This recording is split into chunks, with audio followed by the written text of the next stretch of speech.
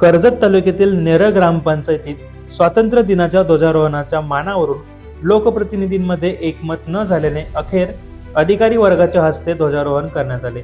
महाराष्ट्र दिनाच्या कार्यक्रमात आयत्या वेळी लोकप्रतिनिधींना ध्वजारोहण करण्याची संधी देण्यात आली होती।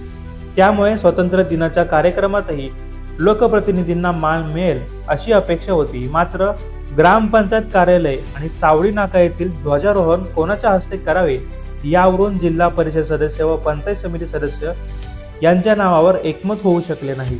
अखेर ग्रामपंचायत प्रशासनाने दोन्ही ठिकाणी अधिकारी वर्गाला ध्वजारोहणाचा मान दिला।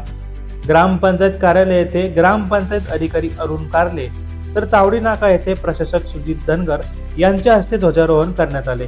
लोकप्रतिनिधी आणि प्रशासन यांच्यातील समन्वयाअभावी यंदाच्या स्वातंत्र्य दिनी ध्वजारोहणाचा मान अधिकाऱ्यांना मिळाल्याने हा विषय नेरळमध्ये चर्चेचा ठरला आहे।